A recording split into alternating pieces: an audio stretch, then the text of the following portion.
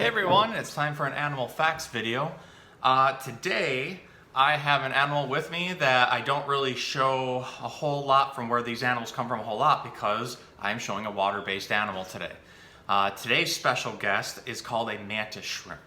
And these guys live in the Indian and Pacific Ocean, so between Hawaii and Africa. They aren't a mantis or a shrimp. They're part of their whole own kind of genus called Stomatopoda. Super old. These guys have been around for over 400 million years. So that's longer than the dinosaurs. There's all kinds of different variations of mantis shrimp. So I'm gonna go ahead and hold up the container. It might be a little hard to see, but obviously I can't take her out of her container. And that's for a lot of reasons other than the fact that she's water-based. It's because mantis shrimp are exceptionally deadly. These guys are known for being very aggressive. And they're divided into two groups. These groups are called spearers and smashers.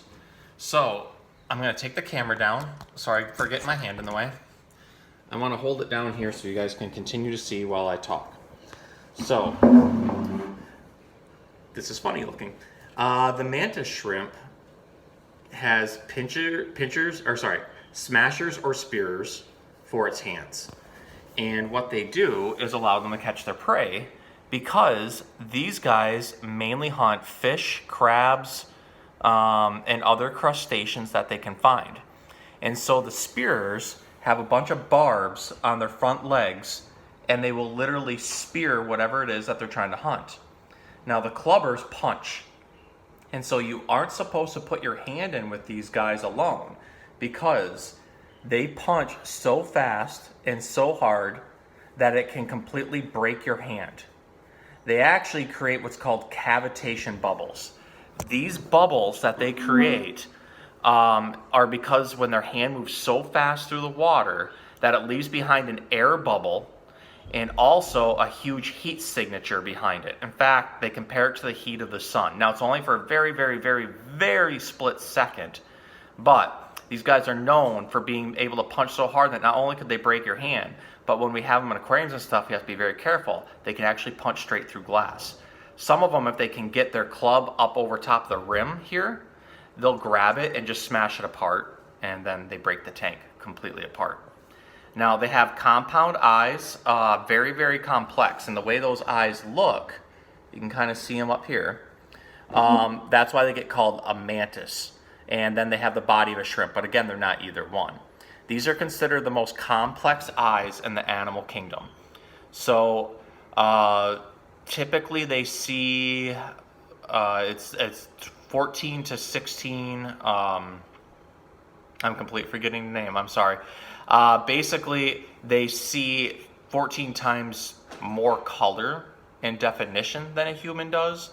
So it has to, it's the amount of receptors. So like we basically have 3 or 4 receptors for being able to process light and color, and these guys have 14 to 16. Typically they're going to be very brightly colored, but there are some that are kind of like a brownish color. And they can even sometimes live up in pairs. So sometimes they're monogamous and they'll have monogamous pairs for up to 20 years. And you see she's got some very unique body pieces there. These feathery appendages actually help with filtration. A lot of times we'll see animals in the ocean that have those. Those either help catch food in some cases, but in other cases that actually help filter out oxygen for them to breathe. And then some of them are actually used as receptors as well to kind of feel around what's going on in their environment. So she's very curious. She's trying to figure out what's going on here and why I have her in this container. They can kind of get a good look at all those feathery appendages moving right there. Again, sorry for the camera work. You guys know I am very amateur at this and I like to do everything in one take. I think it's more real and it's more fun. But here she is trying to scuttle along and move. You can kind of see the bright colors on the back end there. It almost looks like a peacock. There's blues, reds, oranges, and even some greens. So, very cool animal that we don't see very often. And they need to be kept solitary if you ever have an aquarium, because they will pretty much try to hunt down every single thing that's inside your aquarium. So, hope you guys learned something fun. I know I did. We don't get these guys very often, but I thought this would be a cool example to show you something that doesn't come in very often, that's potentially deadly but doesn't look like it. So that was Molly, the mantis shrimp. So you can come visit her at the store. She's back in the saltwater section, usually hiding underneath the rock, but if you look under there, you can typically find her. So, all right, everybody have a good day.